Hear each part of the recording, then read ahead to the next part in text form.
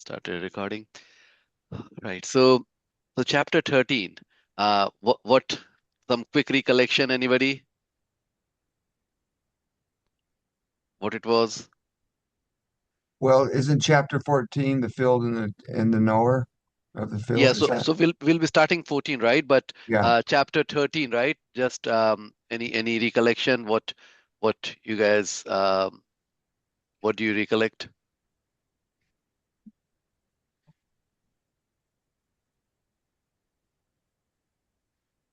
You can see my screen, right?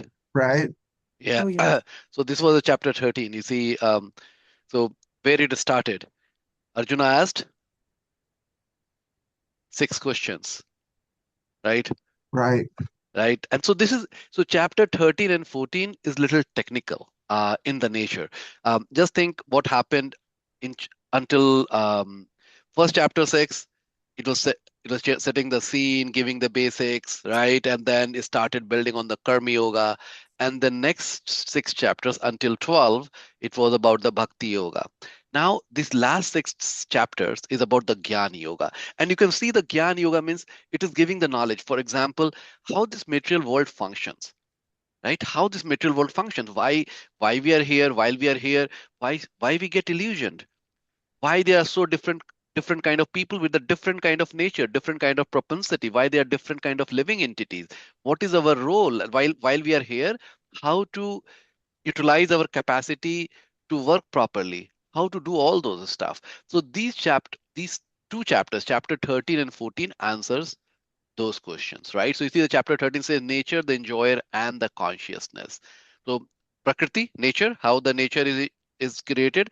We, the enjoyer, the living entities for whom this nature has been created because they wanted to enjoy. They wanted to enjoy, but without the divinity, without the Krishna. So that's how do they act if they don't have the Krishna, right? How they interact with this nature. And then what is our consciousness? There are different kind of consciousness which happens due to the function of the different kind of modes. And that will be chapter 14, right? Mode of goodness, mode of passion, mode of ignorance. So due to those three, how our consciousness varies, right? So that's 13 and 14, put it that together. So chapter 13, it you talked about initially field, the knower, and the knowledge. What was the field?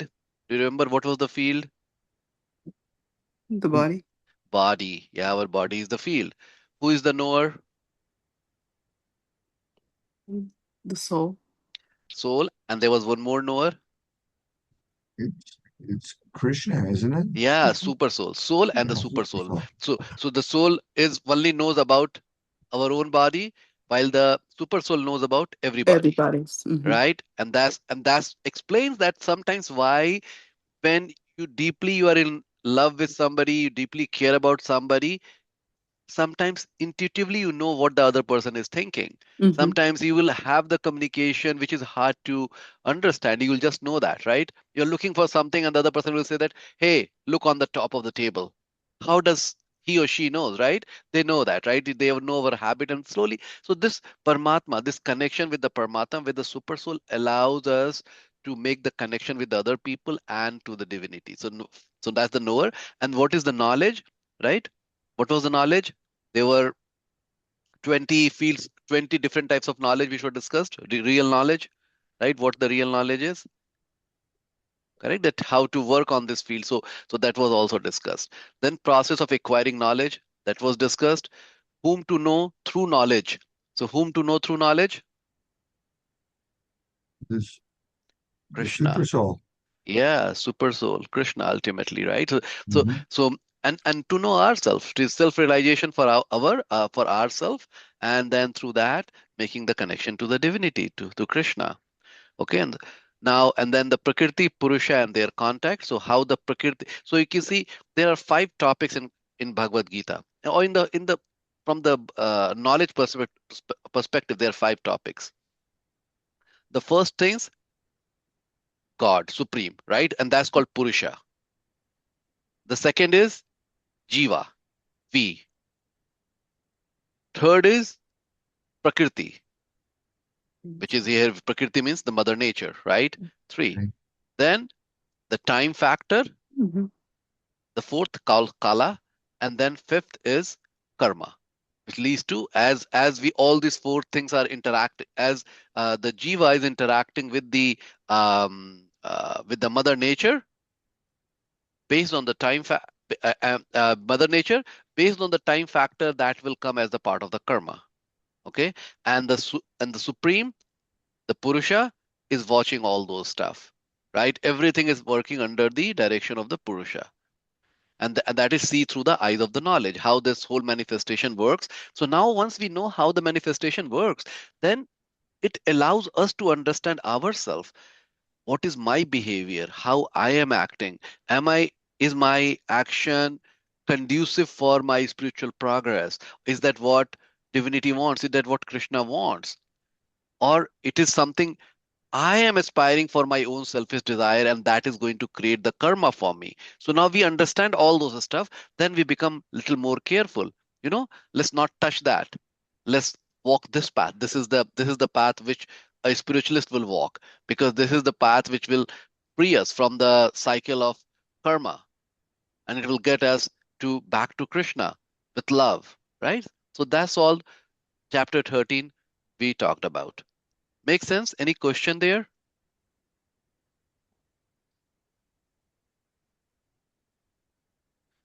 Were there any topics which you had difficulty understanding on following in chapter 13?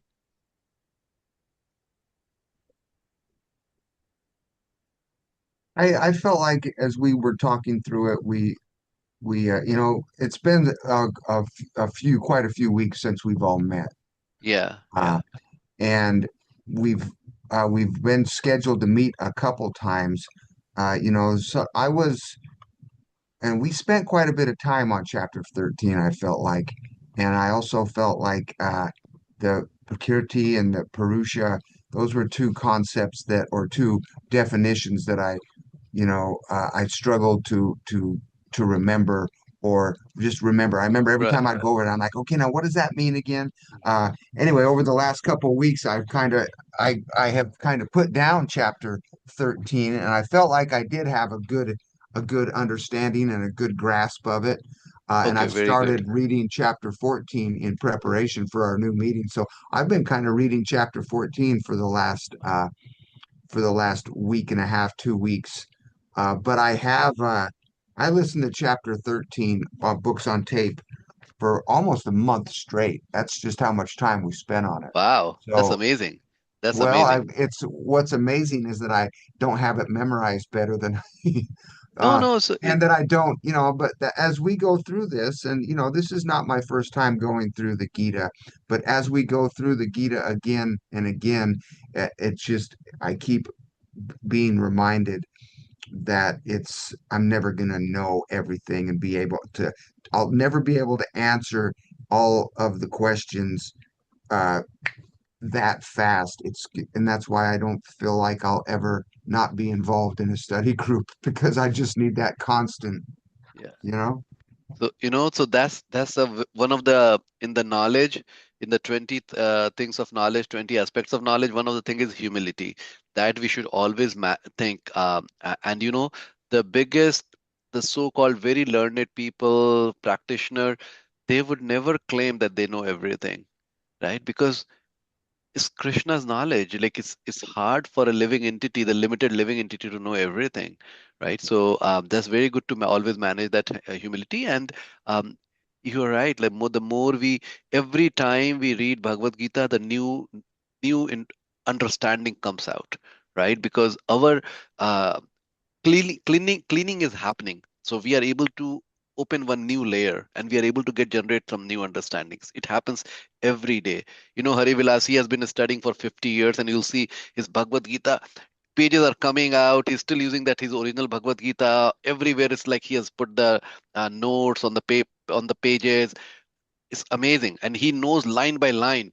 Like if you go to introduction, he'll say this is coming from this particular chapter. He knows line by line how the things are. Still, he never claims he knows, right? Oh, he's learning. Right. He said, I'm learning. Okay. So these were the six questions: Prakriti, Purusha, Chitra, Chitragya, Jnana and Jnanam. Okay, the object of knowledge. So this we had gone. I'm not going to go. So farmer, right? Farmer analogy was used, right, Yeah. to understand the whole thing. That's a very good thing to understand. So a farmer, he is the knower, right, of the field, and field is the Chitra. That's our body. The crop is the result, right? What we are creating, and then here the Chitragya, it's a soul, right? It knows about the real knower, right, on the body, and that generates the karma. Okay. So, and then the connection between Ishvara, Jiva, and Prakriti, that is the full understanding. That's what we understood in 7 to 12 here, living in TD 1 to 6, Prakriti 13 to 18. But in everything, we are learning about the little connection. Okay. So, just want to make sure that if there is anything specific, you you understood like 24 elements, right? For the first time.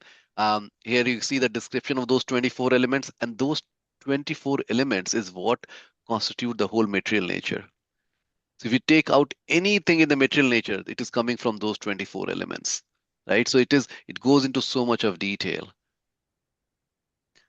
Okay. And you see, and see reaction, like why, what, how we react, why we act. Now we can answer all those questions based on this knowledge. Okay. And so qualities to understand the knowledge, right? So this is there are 9 qualities and 11 qualities, 20 altogether, right? So this is like verse 8, 9, and 12. So 20 qualities which is accepted as a knowledge, and these are the ones which you see humility is the number one, right? So these are very, I think this is where I suppose we Mm. might have spent quite a bit of time. Each of these needs to be really understood for us to understand ourselves. Oh, this is, this I am speaking from the level of pride. I have to control why I am thinking that way. Krishna is the giver. I was given a situation, and that's the reason I got what I got. I should be very thankful. I should have a humble heart, right? I can be very proud that I know Krishna. I'm learning about Krishna. That's the right kind of a pride, right? But not to, for the, oh, I know, so I am better than the other people. That's the kind of pride. Non-violence, right? Is tolerance, simplicity, how to be simple, not try to be like very political and try to always say something, right? Accepting a spiritual master, cleanliness, so steadiness, and I like what you are saying that Brady, that I think that I have always I have to be in the study group. Yes, we all need to be in the study group. If you're not learning new thing, something further, it means I am degrading. Means there should always be more taste to learn more, and self-control. Right? We do sometimes. Everybody has something which one struggle with that. Right? And that is the reason why we are on the material world. It could be of food, it could be sex, it could be drink, right? It can be anything like that, right? Some bad habits, whatever. So we need to be aware, and then as we are doing this chanting, Krishna will be very kind. He will help us out. Okay, renunciation of sense object, absence of false ego, perception of evils of birth, death. That hey, birth, hey, this is not the right place for us, right? Detachment, how to detach, right? While we are in the material world, while we have the family, how not to be attached, right? For example, if I'm too like attached to my wife, right? So I have to learn how to say, yes, my wife will be there with me, right? I should take care of her, and she should take care of me, but then we have to do from the detachment from the body platform, right? You should not be my only object of enjoyment. Okay, so no entanglement with wife, children, etc. So again, take care of the children, but no entanglement. Oh, once like okay, especially it happens in Indian family.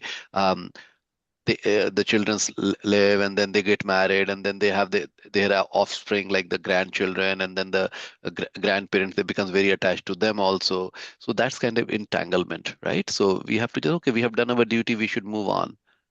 Okay. And the even-mindedness, right? When, do not get too angry, do not become too happy. Just equipoise, unalloyed devotional service. So that this is our goal. Our goal is pure devotional service. That's our goal. Okay, that's what we aspire to live in a solitary place. So a solitary place means it's not that I should abandon everything and go to a solitary place. It will eventually it will happen that we find our own solitude there. there is quietness, and we can create our own solitude even amongst the other people, because our mind is so still, it's always thinking about Krishna. So there may be four people talking beside me. I'll be saying like this, but maybe the Krishna is going inside me, right? So slowly it will happen as we start chanting and doing more sadhana, more practice, and more seva. These things are all very important, okay? And detachment from general masses. Again, this doesn't mean that we are not talking, but we are not doing the things which the general masses are doing, right? So they are going for a movie. I'm not going to the movie, but but I am connected to them because when through that connection they have the chance to grow on Krishna consciousness. Okay, accepting the importance of self-realization, that is our goal, and philosophical search for the absolute truth. So we should study for the purpose that we can understand Krishna better, not for the sake of just getting the knowledge, right? So, and then qualities of jnanam, like all those things we have read, and prakriti, purusha, all the interaction was there, right? Who is the actual purusha? And the several witness of our activities, right? So all our activities are being witnessed. See, the sun is witnessing, the fire is witnessing, sky, air, demigods, moon, evening, day, night, directions, water, land, and super soul himself all witness all our activities. We think that I'm hiding something, but they know about it, right? So so there are 13 witnesses altogether. So and then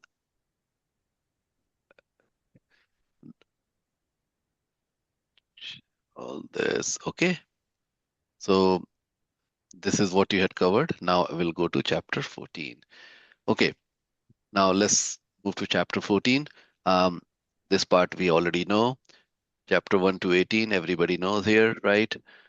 Okay, so this is the invisible, what we are talking about, the chapter 13 and 14. We say that this is the prison house, right? It is our scripture compares it with the prison house. But do we see it as a prison house? Do we see the shackles? Do we see the bars which is holding us inside? And because these are invisible, this is we don't, our eyes don't see it. So what is our shackle? Hmm. Well, I guess a lot of it would just be our thoughts and our behaviors, Our attachment. So attachment. yeah, so this is chapter 14 talks about that the invisible shackle is our attachment to the family members, to our job, to our desire to acquire the things. So that's attachment is our shackle that keeps us bound. And through that we are creating the karma after karma after karma, and then we are here, right? So that's the reason why it is called shackle. As long as there is a karma, the cycle of karma, we are here, right? Mhm. Okay. So simple question, are the body and the soul made of the same thing, No, same elements? no. No, right? All right. And body is made of 24 elements. Now, do you know how to, in case you would like to slowly memorize it, right? So these five things is called Panchabhuta. That's something you everybody remember, right? Earth, water, fire, air, ether. Yeah. Hmm. Yeah. Then we think about our body part, right? Okay. What are the things through which we are getting the input? We are getting the input from the environment. So nose we smell, tongue we taste, eyes we see, skin is the touch, and ear we hear. So that makes another five. Okay. And through nose, what we do through nose, we smell. So you see, sense object. For the tongue, we taste. For eyes, we look at the forms. Through the skin, we touch. From the ears, we take the sound. So see, once we know these five sense organs, then we can know what are the sense objects, right? So five and so that five will lead to another five. Now, karma indriya, right? The ones which leads to us creating the karma. How we create the karma? Bad speech or a good speech. So what we speak, if it hurts somebody, we are creating the bad karma. Legs, we can use it to kick somebody or walk to the holy places, right? Go to the temple for services or go to and do help somebody, right? Hands, similarly, right? So legs, hands, anus, and genitals. These are two things, right? Of course, anus and genitals has its own functions for the excretion, but then it can use for the sexual activities or other things, how people are using it, right? So that's these are the five which create the karma, right? So that makes it 20. And then mind, intelligence, and false ego, and pradhana. Pradhana is the, you can say that all this together is called pradhana. So the things which always exist as an inert thing, that's called pradhana. And then it expands and it opens and into these 24 elements. Okay. So that's how we remember these 24 in case if it's good, slowly it will come in your mind. Okay. Then this is what we have understood in chapter 2, how we go through the six different stages, right? We take birth, then we become boyhood, number two, then youth, three, then we old age, right? And you will there's actually not youth, and then it is we stay there for some time, we produce, then we degrade, and then we die, right? So that's the cycle, we the six different stages we have. So death is not an end, right? It's a continuum, it always continue. Now why the soul has to experience all these? So what is, now we say that soul, what is the nature of the soul?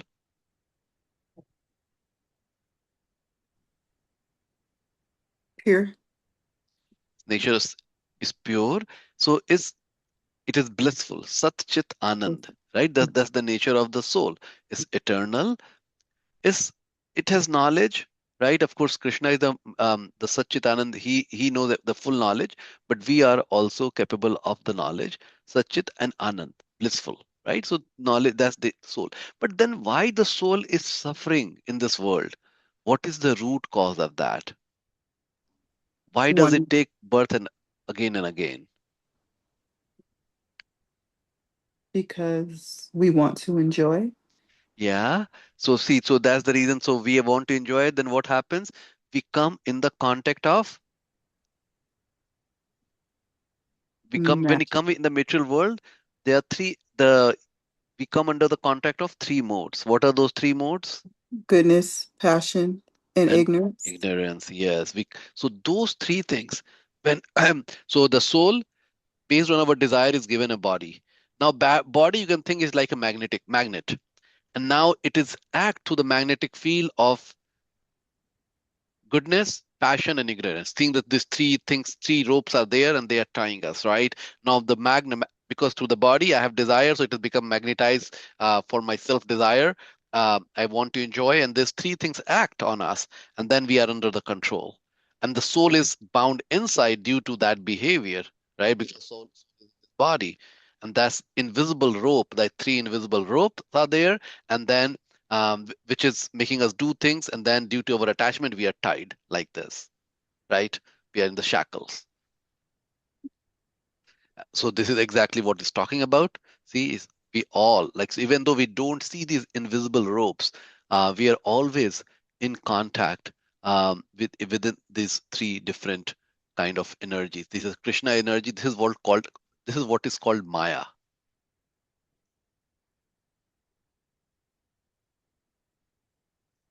Okay, so it says conditioned by modes, the living entity, Ellie's living entity, is forced to act according to these modes.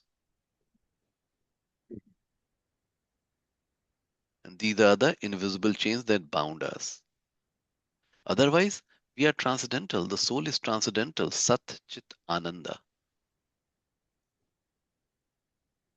Okay, so this is how the soul is coming in contact through these three energies of created by Krishna. We are coming in this contact The soul which is pure is getting bound, and it continues on this cycle unless we learn that how to come out of it.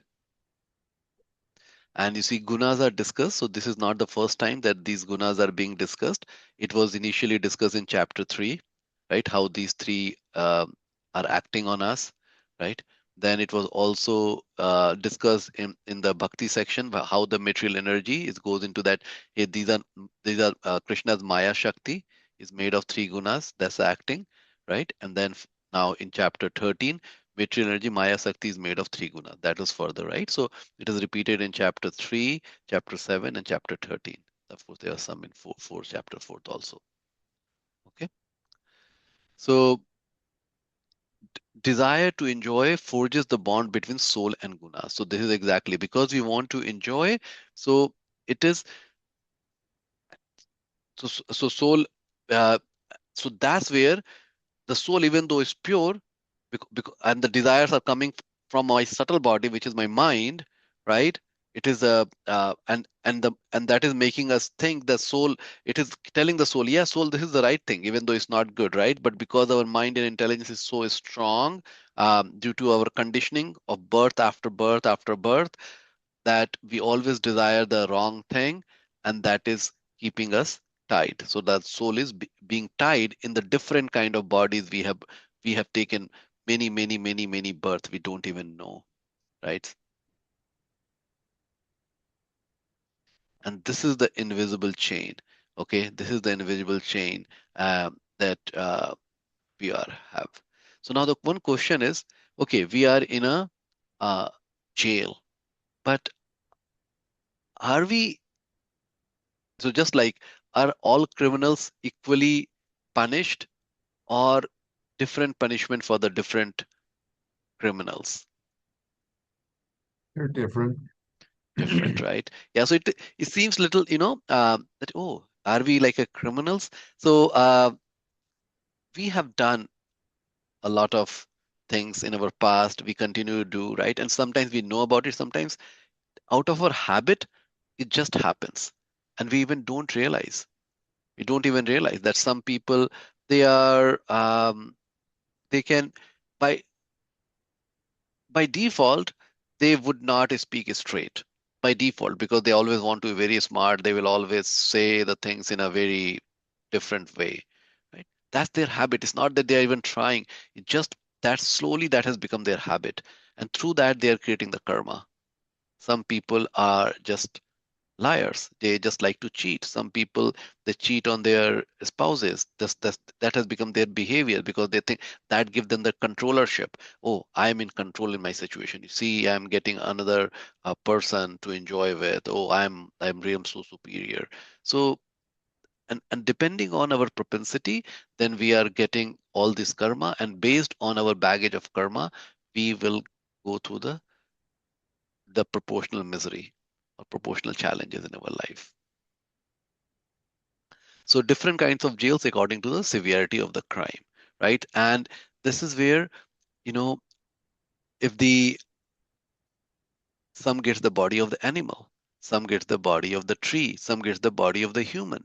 Human means that our severity of our punishment is decreasing, because as the human we have the chance to go up or the down. In the body of the animal or the tree, you have to just one has to just live the through the life, and then they have to wait, okay, what's the next body I'm going to get, because there is no process of self-realization there. While in the body of the human, there's a process of self-realization. The reformation can happen. So so having taken the body of the human, we should feel that some things I have done right in my past life, and this life, that's the reason we have come in contact with this divine energy of Krishna in terms of this knowledge, and we are learning about this subject matter, and understanding how this whole manifestation has been created, so that we can come out of it, right? We can break all these shackles.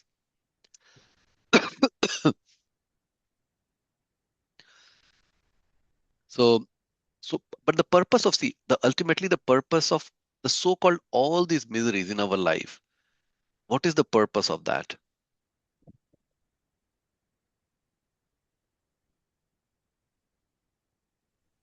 The Can you purpose repeat? of, Go I'm sorry, go ahead. go ahead. I was gonna record, you said what is the purpose of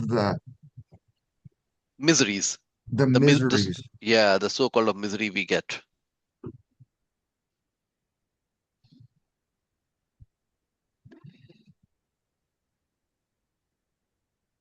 Attachment. Is it our attachment as wanting to enjoy and then the dualities?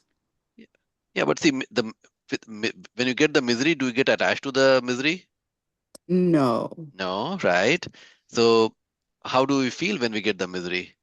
Seems like punishment, right? Why I'm getting this misery? Somebody has a very tough life partner. What happened to my life partner? They were very loving. What happened to him or her? Seems like punishment that I'm in like, okay, but then each of those punishment can be at one angle it seems that such a painful thing, why it happened. The other thing is we can see is Krishna's mercy through this, it is helping me reform, Mm. right? Many times our spouses, this intimate relationship is very interesting. It is like a mirror. Nobody can show the our personality, who we are, better than our spouse. Mm. Do you guys agree? What do you think? Yes, I agree. Agree? Brady? Mhm. Yeah, yeah, I agree. Yeah. So it's a reformation, right? Similarly, you'll say, so any misery, whatever we are experiencing in our life, so that this is the understanding. Chapter 13 and 14, if anything we would like to take away with us, we should understand this misery is in a way is a reward from Krishna that we are understanding and able to see what is something which I need to fix in myself. I have this angry tendency. I have this judgmental tendency. I have this, and it's not the other person through their behavior they are able to bring that sometimes too quickly. Like if you're getting angry too quickly, you know that, and because the other person is doing something and which really like touches our hot button, right? And that irritates us. That is, oh, why do I get irritated is due to these things. And I have seen through my own personal life, right? um, how over these 25 years of marriage I have become much sober in terms of my reaction to the things which I don't like. Sometimes if I don't like, I just become quiet. I don't, right? Same for with my wife. Like if I do something, she will become quiet. So the things will had just allowed us, our marriage has allowed us to become the better version of who we were before. It's not that we ever, so luckily it was not that we ever fought a lot, anything. We had some misunderstanding, but that's only some misunderstanding doesn't mean that we didn't have the a lot of challenges. We had the challenges. It just um, we were acting in a much milder manner. But as we are learning more of those things, we know we have to fix those, right? So it is a reformation. So just becoming aware. This is the, you can say, yoga of awareness. Chapter 13 and 14 is called kind of a yoga of awareness. We, once we become aware, then we can reform ourselves. Mm. So would you like to read, Jaya Radhe? Sure. Punishment is given not to take revenge, but to reduce the wrongdoing and to rectify the offender. When reform takes place, not only the wrongdoers benefit, but the society as a whole is benefited. Yeah. So see, this is, and this is, this will allow us to even become more empathetic to the so-called criminal of the societies, right? So I'm talking the real definition of the criminal which we give in the society. Like say somebody is stealing things. So most of the people are not murderers. Most the majority are non-murderers people. So either they have stolen the things, they have unnecessary fought with somebody and hurt them, right? So there are the majority, 80% you can say, 20% might be the killers who have killed people, right? Um, So you see that when they are sent into the jail, the purpose of the jail is to reform. So the if somebody we are giving the punishment, so somebody like okay, somebody did stealing from the shop and they are being like punished like for 10 years in the jail, then they're not going to get reformed, right? 10 years is too many years in a jail for a petty crime, right? And that's where you see how the laws are also being made. Um, but of course, I would not go. There's a lot of nuance to that. Sometimes we have to give the big punishment so that people know that I should not even do this small mistake, right? So it's like a deterrent. Okay, so I control my behavior. Uh, so that's how sometimes Krishna can also be very kind, and for a small thing sometimes he may give us some bigger uh, tougher challenge so that we say that oh, this is not good for me, not at all, right? So but the purpose we should understand is the reformation, or and nothing else. So even the capital punishment, this was very eye opening for me when I started learning this subject matter. When you think of the capital punishment, what comes in your mind? Do you think the capital punishment should be given or not given? Well, I don't think it should be given now, but I used to think it should be. Okay. Okay. What do you think about Jaya Radha? The capital punishment, is that like the electrical chair? Yeah, yeah. Killing, death, Um, death by any okay. means. Yeah. Okay. I don't think that we should be killing. Um, but I have heard people say that sometimes like when a person commits a certain crime that they should be killed so that they can Mhm, um start off fresh in their next life. mhm, mhm, Hmm, mhm. Yes. hmm. So this is very interesting, and this will help us, and that will help us understand our own case also. You know, when we get this punishment by the government, right? Um, I let's say I do the I steal something, I put in the jail. If I so I'm getting punishment for that. So I'm going through the misery. If let's say the government wouldn't have given us that punishment, our karma has grown, right? Is the wrong karma is the big pile there. By the government giving us some punishment, it has taken away that because the punishment of Yamaraj is much harder. So, in a way, the government, the material nature giving us the punishment to the government and Mhm. the other people um, is a good A, thing. a Is relief. it's a relief. Otherwise, the Yamaraj is going to give much bigger punishment. Mm. So the same thing, the capital punishment, right? If somebody is the murderer, if one person murders somebody else, right, and they're getting the capital punishment, it is in a way it may look really bad, but if the case was done correctly, there was no politics involved, and it was a true case, then that person getting the capital punishment might be a good thing for that person because then, as Jay Radha you are saying, the next life that person will start afresh, right? Otherwise, that this person is going to suffer a lot and lot and lot, and then the next life and the next life we don't know how long it's going to take, Mm. right? Maybe Mm. that person will become an animal, and then like maybe 20 birth of animals and then again come back to human. We don't know, right? So sometimes the capital punishment really helps, but then who is awarding the capital punishment? That's weird because now the society has become so bad in terms of making the judgment. People have so many agendas. The judges are also, in many cases, are not doing the right thing, even though they are supposed to do the right thing.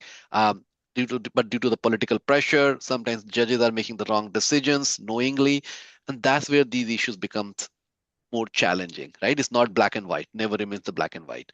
But if the ruler, the government is really abiding by all the rules correctly, then the capital punishment in some cases might be the right thing for the person to receive from the karmic perspective, right? So I just wanted to explain the bigger picture so that we become compassionate in some cases that if somebody does anything wrong to us, we want to, they should be punished a lot, right?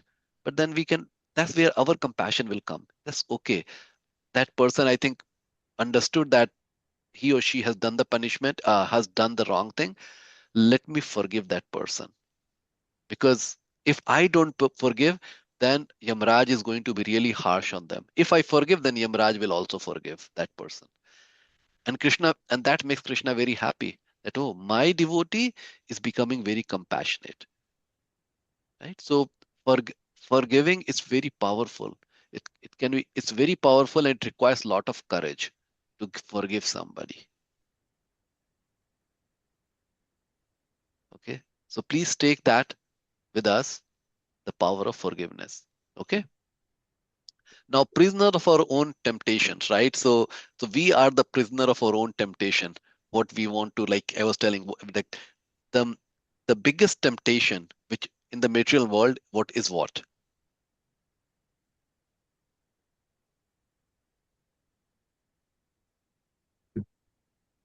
Is it Sense gratification, Yeah, but which sense gratification? is which it the tongue?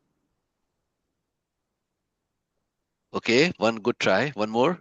I I think it's different for everybody, right? I mean, It's different, but one which is for the majority of the. You're right. That's the correct answer. It's different for different body, different person. That everybody has different kind of weakness. For the majority of the individual in this universe, Is sex or family life? yes, Mm-hmm. sex.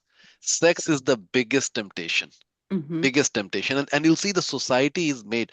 We study a lot so that we can get a good job. Because we get a good job, I'm going to get a good life partner, right? I want to decorate myself well. I should look smart. If I'm a woman, I should look beautiful so that I can attract the best person possible. And why? Because then I can have a wonderful sex, right? So sex is considered to be the biggest factor, right? Which bind us. But it's not for everybody. Some people, for them, the food can be the biggest factor. For some people, their speech, they like to speak, but when they will speak, they create the karma for them. Just a bad speech. And there are people like that. I'm like you see in the society of some of the politicians, right? Every time they speak, it seems they are hurting so many people, right? So yeah, so understand that these are our temptations. We should become very aware of that and take care of that. Okay. And Mm-hmm. then next question. So who are these three Devis? Who are these three?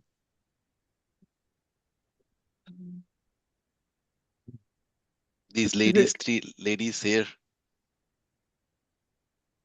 I don't know. So they are representing the mode of nature. So the Maya Oh, Devi, okay. okay? she's considered to be feminine. Okay. So it's Uh-huh. like a Durga. Have you heard the word Durga? Durga, yeah, Durga. Yeah. She Mm-hmm. she's the boss. She's the boss of these three. Which one's Okay. Durga? There's no Durga here. Okay, So, but so these are the modes. Like so, this is like so yellow. You can see is the mode of goodness. okay. So mode of goodness is also is good, but that is also binding. The red is mode of passion, and the blue is it's a depiction. It's not that that's those are the colors. And the blue in the or purple is the mode of ignorance. Okay, so we all are being bound by these three different modes, and we'll discuss a little bit more, right? Who are the But other two? who? Durga, and then who's that? And who's that? No, so no, so here there is no Durga. Okay. Durga is the boss of these three ladies. Okay. Okay, so Durga Devi, she is the in charge of the material world, Mm-hmm. and she's the one who give instruction to these three modes of nature to Mm-hmm. make sure that people are based on their karma, they are getting the right reward or the punishment. So, so that you can see that we what we call as the luck factor, where we are born, what kind of a spouse we are getting, what kind of relatives we are getting, what kind of friends we are getting, what kind of job I am getting. All those things are being controlled by these three energies depicted by the three women because they are considered to be feminine, right? So mother, right? How the mother is the first teacher of a child, right? So it seems that these three ladies are doing the bad thing, but they are mothers. They're trying to reform the child so the father becomes happy. So they are mother. They three are not the bad person. That's their job. They have been given a job to make sure that we, the child, are getting reformed, so that we can go back to our home.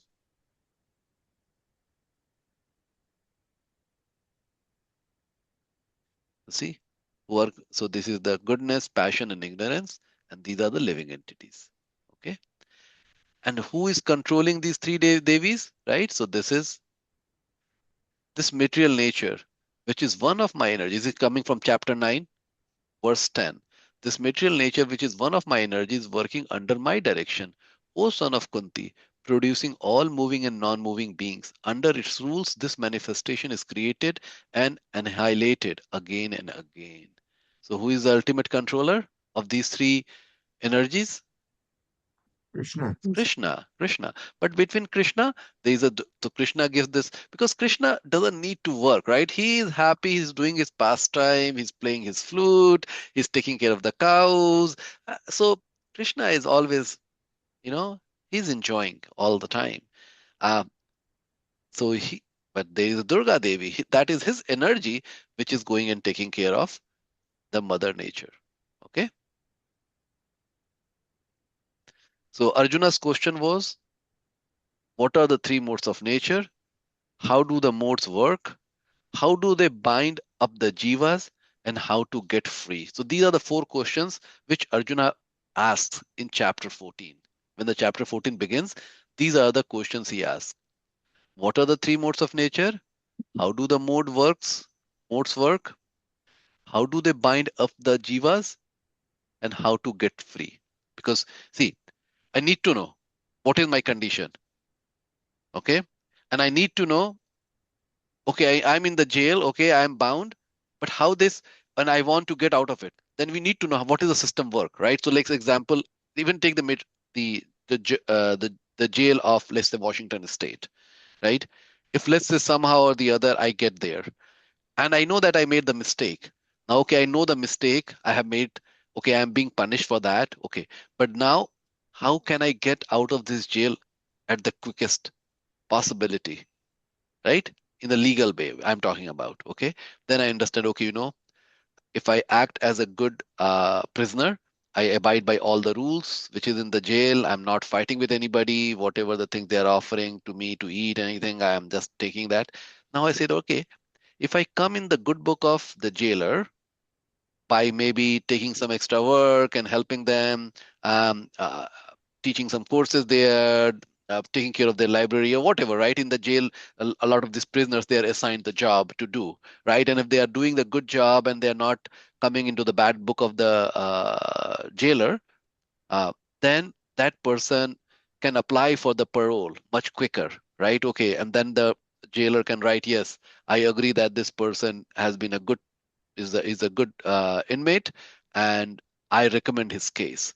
Right. So I'm learning about the system, and accordingly I'm working through that. And this is how do this mode works. Right. So the once we know how the mode works, how it makes us bad, how it makes us good, how whether I'm in the coming in the mode of goodness, passion, and ignorance, by learning those aspects, I know how to avoid these punishments or the binding, right? And that will allow me to get free much quicker. So these are the four questions which Arjuna asked. So this is the now the 14th. So far it was all preamble, right? Setting up the whole context so that we can understand the chapter 14 much better. So this is the first verse starts.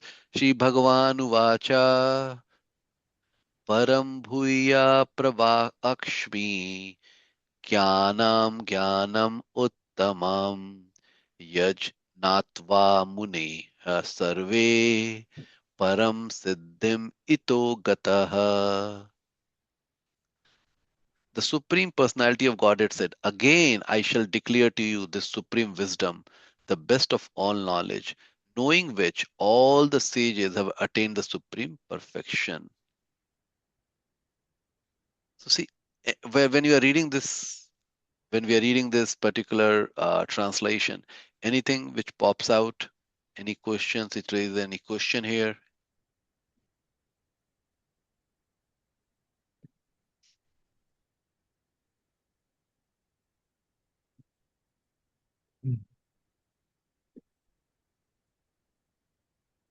So here, one thing you can note is saying, I'm going to give you best of all knowledge. Do you remember in Bhagavad Gita where Krishna has claimed again in the past that I'm giving you the best of all knowledge?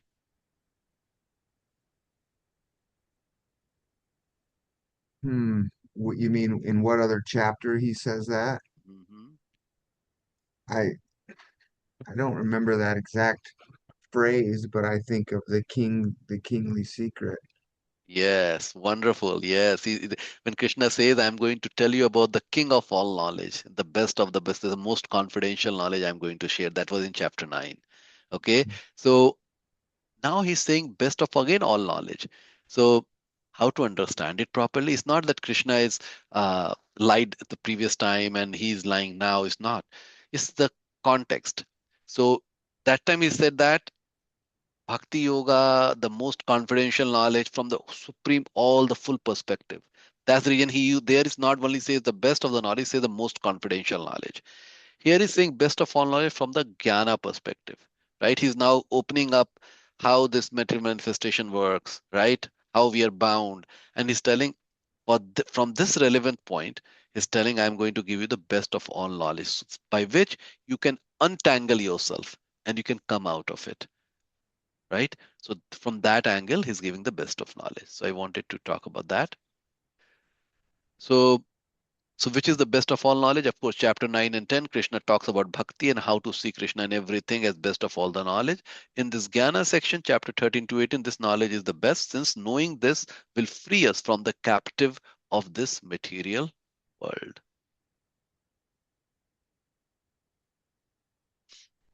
So, why is it the best of all knowledge? Why do you all call this knowledge as the best? So this is Arjuna will have this question: why you're telling Krishna this is the best knowledge? So what Krishna is saying, answering, by becoming fixed in this knowledge, one can attain to the transcendental nature like my right. We all, as a soul, we all have the transcendental nature, and by why this is the best of knowledge because we are transcendental. We should be with the transcendental being, which is with Krishna. So by this knowledge, we can free ourselves and then we'll go back to Krishna. That's the reason why, see, there is when we are reading the translation, we don't see that, oh uh, now Krishna is thinking, but and Arjuna is asking, but you see, when look at the what was being spoken in the next verse and the next verse and next verse, it seems that Krishna knows exactly what Arjuna is thinking. And he's Paramatma, he's the super soul. He knows what Arjuna might be thinking, right? So when the first Krishna spoke about that is the best of knowledge, so he knows that, oh, Arjuna will be thinking, why this is the best of knowledge? So second text, Krishna says this. They by knowing this knowledge, you'll get free and you'll attain your own your own nature, right? So then Arjuna uh, questions in his mind. That means no repeated birth and death. And Krishna is yes. How are jivas first born, right? So this is the other. So now the third verse. Mama yonir mahat brahma tashmin garbham. So this is the only one line. So Krishna is here explaining that how the different species are born, right? So does anybody remember how many different species are there? 8 My million, eight Eight. million 400,000. Wonderful. 8.4 wow, million. nice Yeah. memory. Yes. Yes. 8.4 million. 84.4 million. Okay. So so based on our different kind of a karma, so that's the prison house analogy, right? Based on the different crime one has committed, they get the different kind of a punishment. So based on the our different kind of a karma, the baggage, one will get one of these 8.4 million bodies. Okay. So we are very lucky that we have got this human life. We have done something right to get this, right? So this is what Krishna, so Mahat Brahma, this is the 24 elements we talked about. 24 elements. You all remember 24 elements? I'm not asking to name it, but you understand those 24 elements, Mhm. five Yeah. Mahabhutas and Yeah. five one senses and all those stuff. So Yes. that's what is being referred as Mahat Brahma, Mahat Brahma. Okay, that's what is. So that. That is the constitution of this material world, material universe. And that's what calls Prakriti. Okay, so all the different species appear here like that. So and how these 24 elements leads to the creation of the material world, right? So this is, you see the Durga Devi now, Jai Radhe. You see Hmm. the Durga Devi. You were asking the picture. Yeah, So yes.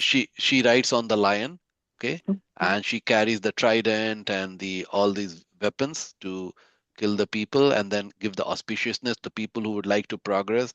For them, there is auspiciousness. So the way like so for anything to produce, you need the feminine energy and the masculine energy both. Okay, so the masculine energy comes from Vishnu, which is the incarnation of Krishna as Mahavishnu, right? So he looks through his looks, and that look is called Shiva, right? Because that's Lord Shiva. So that's the manifestation. The look creates the Lord Shiva. So Lord Shiva acts as a father, and Durga Devi, the feminine energy of Krishna, together they they are the cause of creation of the material universe. Are they Okay, so consort? Is that his consort? yes, Durga Devi is the consort of Lord Shiva. She is also called Parvati. Oh, okay. Okay, so 84 species of life, right? And this is the verse you will see, uh,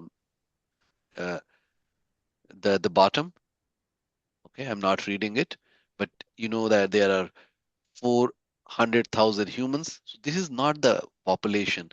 This is the type. For example, Brady is one type. His nature, he's quiet, not a extrovert. He likes to help. Right. So let's say these are the few things, right? Jai Radhe, for example, she um, like motherly.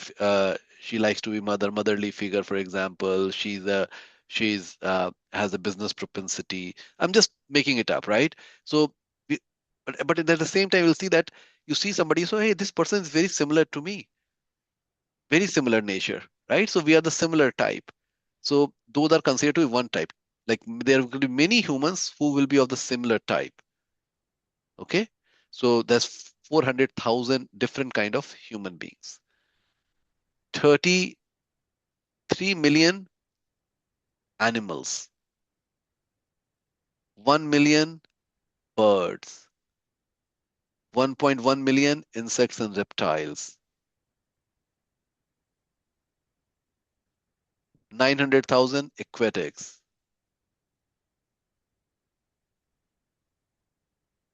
and 200,000, no, it's 2 million trees and plants. Okay, so altogether that makes 8.4 lakh species. And and this all this is coming from Padma Puran. This is the biggest biology book you can read, right? So and how many species do you think the scientists have found so far? I think it's Mm. around 17 or 20 million species they have found, and every week they find 13, 1,400 new species, and they were asked to predict it. This is something where I read it. They were asked to predict that what do they think that how many species exist, and it was amazing. They said that somewhere between 8 million to 8.7 million. The exact number is 8.4 million, which is given, right? So even the current scientific discovery as they are doing, and our discovery is like, more like you create a hypothesis and like, so it always keeps changing, right? So it's just like that. So, but the thing is directly has written 8.4 million. So why I'm sharing that, that gives the confidence that, hey, the things which are mentioned, these things are not something made it up. These were written a In long, the long time back. you said in the Padma Purana? Purana. Yeah, Padma Purana Okay. here. You see Padma Purana here. Oh, okay. Okay. Hmm.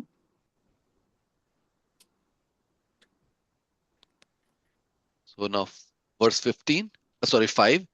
It should be understood that all species of life, O son of Kunti, are made possible by birth in this material nature, and that I am the seed giving father. So who is the ultimately seed-giving father? That is Krishna. Ultimately, he is the seed-giving father.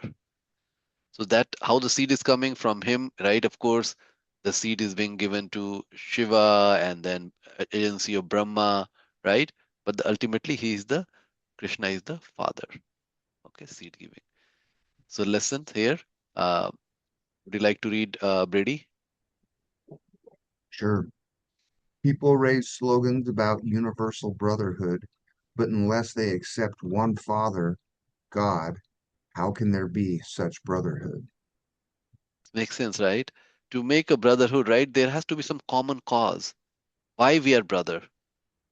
So right now it is just a mere word, and that's the reason we say that, oh, we are brother, but inside we don't feel that we are brother. I feel, oh, you are black, I'm white, I'm from Europe, or I'm from India, and you are from America, or I'm from Argentina or Iran, and then I don't like you. So how there can be universal brotherhood? So it is not possible unless we all see that we are the kids of the same God. And this God is not my God or your God. Like, oh, I'm a Jesus. I'm the son of Jesus. Oh, I am the son of some Hindu God. I'm son of the some Muslim God or some Jews God. Right? It's not like that. The God is a God, single God. Just the God has a different name. Okay. So gunas are the invisible rope that binds the soul to the body. So gunas, that's the invisible rope which binds the soul to the body and makes the soul go through a material experiences. Okay, so that is the answer. Which is keeping the soul and the body bound? These invisible rope, these are the gunas. The gunas, what are the gunas? What are the three gunas? Goodness, passion, Passion. and ignorance. Yeah, so the word Rajas, Sanskrit, Rajas, yeah, Tapas, and Gun. How do you say it? yeah, yeah, sattva, sat, Sattva, Rajas, and Tamas. Yes. wonderful, wonderful, wonderful. Yeah, Sanskrit word for that is gunas. Okay, so how does these gunas cause bondage? Right, we already discussed how these gunas are causing bondage. It is due to Attachment. yes. Attachment. Yep. Okay. So how the three modes binds us. So now it is going into the further how this. So how sattva binds us, how rajas, the passion binds us, and how tamas binds us. Okay. So sattva is born of knowledge. So I think that I'm very knowledgeable. When I'm very knowledgeable, I think that I understand the Vedas. I know that the path is go back to Krishna, and that knowledge leads to my pride. So that but if knowledge is leading to pride and I'm not becoming humble, that is a binding force. Even though I am reading the right thing, but because due to that knowledge, I am developing the pride. Mm. When I develop the pride, I am getting bound. Okay, so knowledge can be so sometimes studying too much and not doing the seva will lead to pride. But when I'm doing the seva will keep me humble. So Mm. knowing that whether I am becoming humble or pride is something we have to always keep a check, right? And what is the effect happens? So when through that knowledge, there's the illumination. Illumination, so we have these nine different holes in our body: Mhm. eyes, ear, nose, like two, four, six, right? Um, and then th- th- two, four, six, and then anus, genital, eight, And then mouth. and the mouth, nine. Mhm. Okay, so nine different holes. Mhm. So all those things becomes illuminated. How that becomes illuminated? When I see the things, I see it in the right way. When I speak in the right way. I do not speak the bad thing. Mhm. I hear the right thing. I don't want to hear the rocks and all those stuff. I would like to hear the spiritual discourses, Mhm. right? I would like to smell the right thing. I would use my genital for the right purposes. Mhm. Okay, so those called illumination, right? That's become illuminated. And the bondage is happiness and knowledge. So that happiness binds me because when I'm doing this, all the right thing, material nature say that, oh, Deepak is doing all the right thing, so let he be happy. because I am not creating the bad karma. But then I see but what is my binding? Oh, I am very happy. So I'll keep doing more and more. I'm not working on the true love. I'm acquiring knowledge because I acquire knowledge. I'll do the charity. I'll do all the good things and I'm happy. But this happiness, I forget that this happiness is also happiness of the material world is binding me.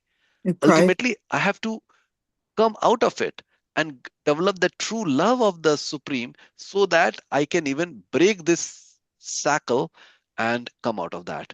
Right? So even sattva can be binding, and we have, but sattva is very important. First, we have to, from the ignorance and the passion, I have to come to sattva, and then at the level of sattva, then we do the pure bhakti. Right, and because we are getting this knowledge, we say that how to get the pure bhakti. So we do the chanting, we aspire the Krishna, we want to come and serve you, right? And then we serve the Krishna's devotee and we serve the Krishna. And through that process, I am even breaking the shackle of knowledge. Okay, sattva also. Am I making sense? Are we Oh, yeah. good? Mm-hmm. Okay. Yes. Now the desire, rajas. Rajas, it is born of desire. So when we are thinking that I have a lot of desire, I want to have car, I want to have a big business, I want to have a beautiful wife, I want to have grandchildren or children, all those things are coming through my desires. So that tells me that, I have a lot of rajas propensity, passion propensity. And what it leads to effect is intense craving. I want that. I want that. And then the bondage is fruitive work, lot of karma, right? So binding karma. That's called fruity work. Tamas is ignorance. Oh, everything is fine, man. I really don't care. Who knows the supreme exists or not? I'm just happy. Like this is just useless thing. Ignorance. Anything like effect is confusion, right? They don't know whether it's what is right, what is wrong. And the bondage is laziness and madness. So these are the people who are lazy, like they will sleep a lot and do all kind of bad behavior things, right? Go crazy, right? So these kind of people are mostly in ignorance. Right now, most of us has the mix of all those three, right? Since we are studying and practicing Krishna consciousness, we are more on sattva, and there might be little tinge of rajas and tamas left, but over time, as we keep working on, we'll become full sattva. At the same time, because we are practicing the highest truth, right? Then by Krishna's will, Krishna's mercy, we will come out of the sattva and we'll go to the it's called Suddha Sattva. Suddha Sattva is which is the pure sattva, which is the we transcendent the mode of nature. Okay, Mm. so here are the working of the three modes of material nature, and these are the shared in the different verses. Binding force for each mode. So from verse 6 to 8, then characteristic and manifestation, verse 11 to 13, destination at death, 14 and 15, result of action, 16 and 18, obstacle presented by the various modes. So this has been put very nicely into this tabular form. Okay. So what is the binding force? We talked about for the goodness, the binding force is happiness, satisfaction, knowledge, superiority, right? These are the binding force because I become too comfortable. For the passion, attachment to fruitive activities binds by the rope of desire and attachment. Ignorance, madness, laziness, sleep. What is the characteristic? What happens when somebody illuminating the gates of the body with knowledge? The nine gates we talked about, the nine holes, those are also called the gates, and it frees one from sinful reactions. And then what happens? Then what person attains the pure higher planets of the great sage? So person will elevate, like they will go to the higher planet. Okay. Um, res- Result is pure knowledge, sees things as they are, elevated to higher planets like Brahma Loka or Jnana Loka. Obstacle presented by various modes, no impetus to take up spiritual life because they think I am very happy. This is the great place, right? And that is the problem. That is becomes the binding because I become very comfortable with I am doing all the right thing. I'm going to go to the higher planet, but I forget that higher planet is also binding. All the planetary system, even the planet of the sages, they are binding. Means people who are born there, they will live longer. They will live a much better life, right? Almost no miseries or some miseries only. But ultimately, again, you have to go through the cycle of life and death. So as long as we are on any of this planet, up and down, compared to Earth, we'll take the cycle of birth and death. Okay. So because you are too happy and satisfied to do what Krishna says, right? So that's the reason why people don't progress, because they become too happy and satisfied. And then and if that happens, it become hard for them to become humble, because they become proud. Oh, I have achieved that, right? And that leads to the sense of superiority. If there is a sense of superiority, then of course I cannot to go back to Krishna. One has to become very humble, right? And then if I know that I know the things, then I won't really learn, right? So these are the things which becomes the obstacle to go back to Krishna. Yeah, I already know. Why do I need to learn more, right? About the passion, we like, okay, great attachment, fruitive activities, then attains earthly planet. The people who are on the passion, they always keep taking birth on the earthly planet. They go, result is misery, greed, earthly planets, right? These are the result one get. Can't give up the fruits, right? Because wants to fulfill unlimited desires, thus become very attached, o- often filling to sin to fulfill desires, thus cannot take up bhakti with determination. And ignorance people, delusion or illusion, darkness, madness, inertia, birth in lower species. So they take birth in lower species like animals, insects, plants, right? Uh, Result of action, foolishness, madness, illusion, life in hellish world. And then they are too deluded to recognize Krishna's instruction, too lazy to perform austerities. Even if they know, they won't do it. So goodness is purest. If think a scale, right? The ignorance is the less pure. Okay, so that's the tug of war. And then characteristic of the three modes, all the night gates of the body become illuminated with knowledge and happiness. Greed, attachment, fruity work, controllable desire, excessive work. So a lot of people, they just workaholic. Oh, the work is worship. So these are the people with the mode of passion. Darkness, inertia, illusion, foolishness, inattention, right? These things grows in the people with the ignorance. So we have gone through this table. Okay. Um, Now, this particular slide shows how there there are three modes, but we said that there are 8.4 million species of life, right? So this is the analogy to say that there are only three base colors, right? But it can produce, and this may be a little dated, it produce 16.7 million colors.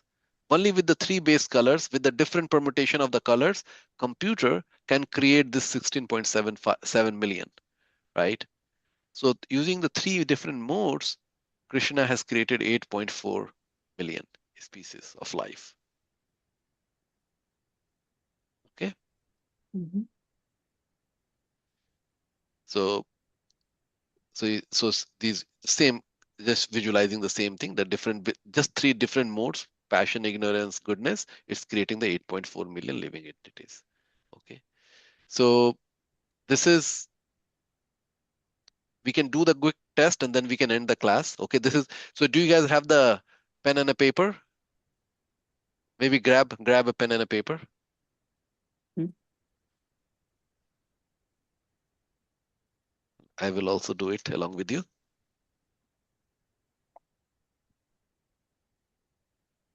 Got it? Ready? So this what this test is going to do. It is going to tell us what is the mix of goodness, passion, and ignorance we have. Okay, so you can just create in a tabular form. You can start writing in the tabular form, so that in at the end we are going to add it up. Okay, um, and our mode of passion, ignorance is the function of the time, right? So if taking the test today, and if once I take the test maybe next month, the result may be a little different. Okay, because we are improving, we are changing, how my context has changed. Okay, but this is very good just to give an idea. Okay, note down your response. So whether you like light colors, whether you like bright colors, whether you like the dark colors. You can just put A, B, C. So you can put question number one, A, B, C. Like, so you can have the space A, B, C, and then you can pick A, B, C for question one. Okay. So I picked my answer. Done. Can I move to next? Yes. Okay. Wake up time. What time you guys wake up? So put for number two and put A, B, C, what you like. Well, and be honest. Like this is the thing, and we are not going to share if you unless you want to share. Okay, this is for us. Okay, good. Move next. Sleep time. Like, am I sleeping 6 hours? Is a peaceful sleep or sleeping 8 hours? Too many dreams? Sleeping even longer than that? And this is typical. So there may be days where one day, like in a week, somebody's like sleeping 6 hours, somebody's sleeping. So this is typical. If you have to average out, what is the one? Okay, number three. Okay, next. Books. What kind of books really interest us? Like you really crave for the book, like the self-help book, like okay, how to be happy and become happy by how the effective people are very happy, right? The self-help kind of a book, right? That will be B. If I really like to read a lot of fiction book, that will be C. If you really want to read a lot of these days, you're craving that I would like to read more spiritual book, that will be A, right? You can pick what's working right now. Okay. If ever you watch the movies, what kind of movies really interest you these days? You are always gravitate toward the more knowledge and education-based movies, or more like a kind of romance movie, or more like a horror movie, right? So you can pick.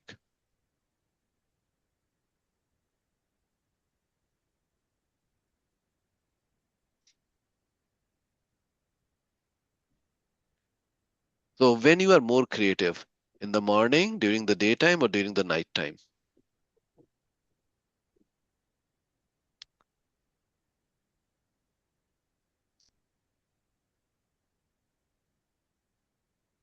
And when we are sick, we try to understand, hey, what is happening to me? Have I how can I fix myself? Have I taken appropriate rest? Have I taken medicine? Or the second is, oh man, it's totally fine. I cannot take a break. I have to go to the work and then I'm being negligent. Or the third is, I don't even know that I am even sick. The life is going on, right? Like something like that. So which one? Okay. Um,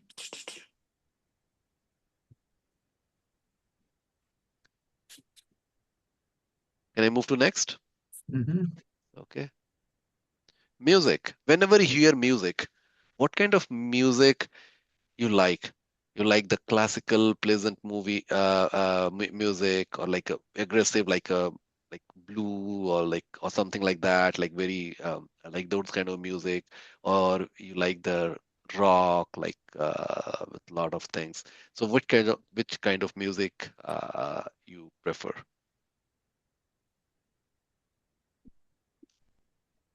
Okay, next. Temperament. Would you consider yourself to be calm, cheerful, mostly steady? Will you consider yourself to be moody, short-tempered? Will you consider you to be irritable, lethargic, whatever we consider in general these days?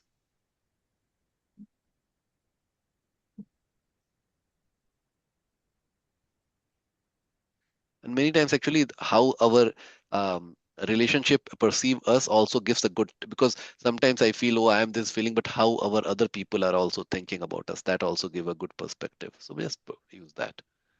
Okay, moving to 10. Memory power. Would you consider that is a like a superstar memory, good memory, not superstar, but say it's a good memory, you'll consider it's a normal memory, that okay, it's a weak memory. Okay. So whatever you'll say. This like little relative. Okay. So just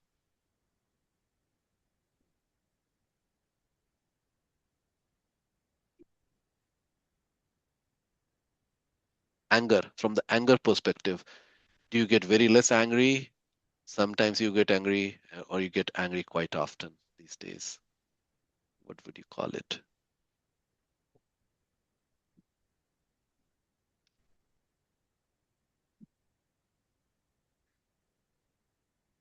Telling lies.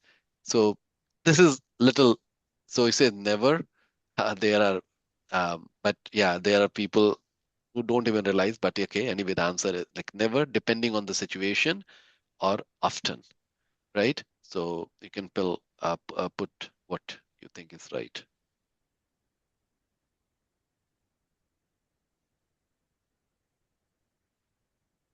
Okay, moving to next. Speech. Typically, do we speak sweet, pleasant word, or is our thing is I can be little aggressive, or do you think I can be a little dull and negative, right? When I'm speaking, what is the typical way we speak and how the people perceive us? Like, people have you seen the people complete? Hey, you are always whenever you're talking, you are very aggressive. It seems that you are always abusing me or things like that. Do you hear like that? Based on that, pick the things.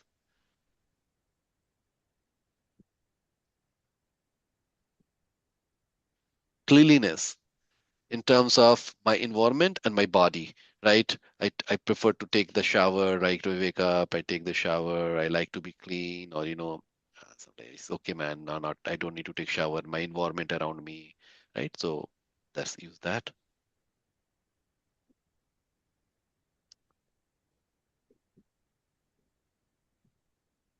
Charity. Do you often give charity, sometime or rarely?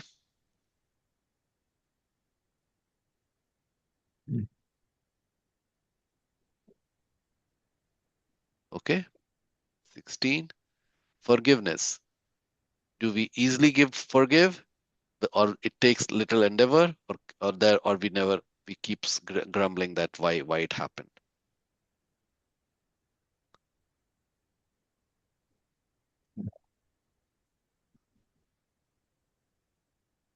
Affinity, like affinity, like, see, hey, they are my family and friends, so I'll be nice to them. Other people, they didn't do anything, I can I can really be not very nice to them. Or I I just, whether family or friends, if they are not nice to me, I'll I means I don't care. Means don't leave I want my space. Do not intrude on my space, right? So so that's what affinity means. So you can pick typically what you feel. There's a compassion also, right? So the other way to think that, are you compassionate to all, or you're more compassionate to your family members, or you typically don't like to be compassionate to people, like, yeah. 18, in difficult times, are we patient, resourceful? Are we distraught or tense? So this, like, just think about the most recent um, situation when it happened, right? Were you really patient? And then you think, okay, how to go and take care of that, and thinking, okay, even though it's a very difficult situation, or you become like very distraught, oh man, why it has happened to me, and tensed up. Or the third is like, why this is happening? This person is causing this, or whatever, right? So 18, A, 18. Okay, so all done. 18 question. Okay, so now you just add it up. So the number A, if you picked all the A, so that's the number of sattva. All the B's, that's the number of rajas, passion, and number C is all the tamas, right? To add yourself. So and see how many A's you got, like how many B's you got, and how many C's you got. So I can see I have one, two. Okay.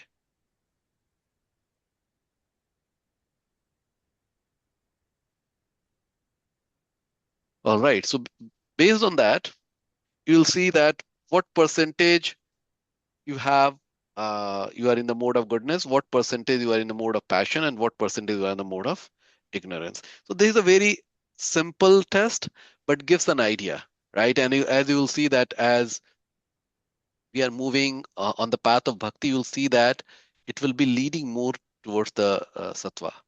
So there will be time that most of the thing will be on the sattva. if it's not already there. Okay. So listen, to progress in any field of life, it is very much required to be aware of one's own nature, habits, and weaknesses, and special qualities. Right? So we need to be very much aware of our own nature, habits, weaknesses, and special qualities. We all have the some special qualities. We all have some weaknesses. Weaknesses. We all have some habits which we don't appreciate a lot. Right? So we all have that. But first we have to become aware of that. Once we become aware, then only we can work on that. That's very important. So with that, I will end. So we have covered up to verse 13, but we didn't read the up to verse 13. I don't know how Amritanand Prabhu teaches now, but yeah, I would have gone over all those 13 verses and read it, but we have covered up to 13 verses. Okay. Okay. Any question, thoughts? I just have one question, like overall, I've been wanting to ask. So with this science of God that we're learning here in class, there was one class that we learned that we were taught, and there was the sage, and he was teaching the science of God to the students, and he would repeat it to them, and they didn't have to write it down; they would remember it. And I was wondering, is that how things were done before? Was this originally taught in schools that way, and then over time it stopped being taught? Yeah, so because in the previous ages, the memory of the humans were so sharp, they will hear once and they would never forget. Okay, that was in the previous yugas. In the age of Kali Yuga, which is our age, which is started 5,000 years ago, it is said that the people will have the feeble memory, they will be quarrelsome, and they will be hypocrite.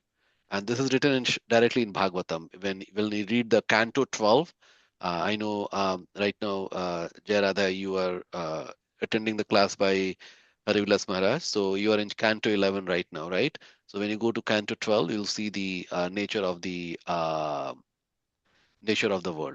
Okay, nature of the Kali Yuga. Okay, so that's what you will see. So it's true in the past, people were very sharp and they will memorize it. They will remember it. Right now, it's very common people to forget, and that's the nature of the world. Okay. And this was taught in schools. Yes, yes. So it used to call Gurukul. Means so before the system was the school system was little different than right now. Right now, everybody is taught everything. So there, it was based on the psychophysical nature.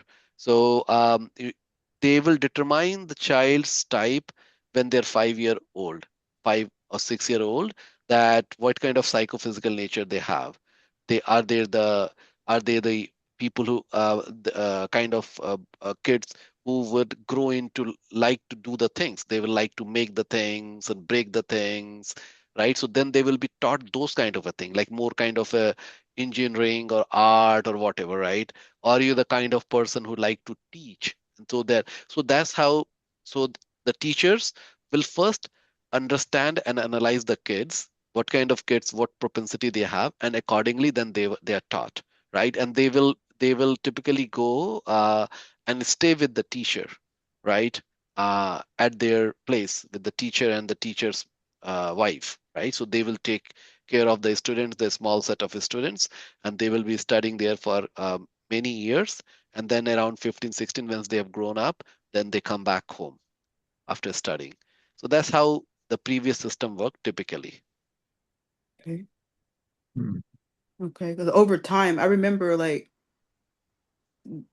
God, we used to talk about God in schools, but then over time they took God completely out of the Yes, school they system. took, yes. Yeah, if you meant that, yes, the word God, yes. So before, I think until 1900s, even 50s, 60s, like when the hippie culture also started, I think the God was very prominent, I suppose, in the West, even in the Western world, right? Yeah. In India, the God is still there, but they keep they after the Britishers came, they try to say that, hey, it's all mythology. This is what you guys, and they would laugh at them, and okay, so then slowly some of the government, they start removing those things. Okay, we don't want to Mm. call it. So yes, that's that's how it is shaping up, right? Yeah. And there will be days then the god will be completely eliminated, right? So like maybe 1,000 years, 2,000 years down the line, hopefully we don't take the birth again. um this may this be our last birth, or few birth, we are back home, back to godhead. Yes, but that's how it's going to shape up, that the god will be completely eliminated. Wow. Yeah. Thank you. That's what I wanted to add. Yeah. Yes. Ready, any question from you, sir? Nope. All good. All right, so we, from the number of slides, I think we have covered a lot. I think next week Amritanand will be back. So it's not a big chapter. I think you should be able to finish in one more or two more classes, I think. All right. Thank All you right. Well, very much. yeah, And thank you. yeah, and Jayarada, do you have Bhagavatam set at home? I do. You do I have. have it. Okay. Yes, Okay, right there. wonderful. Okay, okay. So Brady, I have a set for you in my car. When I came to the temple, I came a little late today. Um, by that Oh, time, I suppose you had left. I reached around 6:15 or 6:20, I think. well, Yeah, yeah. yeah, I left probably about 10 to 6. 6:10. So, Okay, 6:10 or something. Yeah, yeah, yeah, yeah. So I'll next time whenever we meet, I'll okay. hand you off. All right. Thank you very much. Hare But All right. Krishna. Yeah, tell me. I don't have the I know there's the Puranas. Is that where we get the Padma Puranas? Is there like 10 of them? How many is there? Yeah, so Puranas. So yeah, we are talking about I just the question was Srimad Bhagavatam. That's also a Purana, but they are considered to be 18 primary Puranas. 18, 18. 18 primary Puranas. There used to be more, but these 18 are considered to be the main Puranas. Okay, and Bhagavatam, Srimad Bhagavatam is one of them. Okay, and so there's 18 Puranas, and then some of them are in the mode of goodness, and some are in passion, and Yes, some are in passion. ignorance. Yes, yes, yes, indeed. How many are in the mode of goodness? So I think there are six or seven, something like that. Okay. Okay, six, six, six. Maybe it's like that. Okay. Yeah. Okay. All right. All Well, right. thank you. Uh-huh. All right. Thank you. Hare, Hare Hare Krishna. Krishna. Hare Krishna. Bye.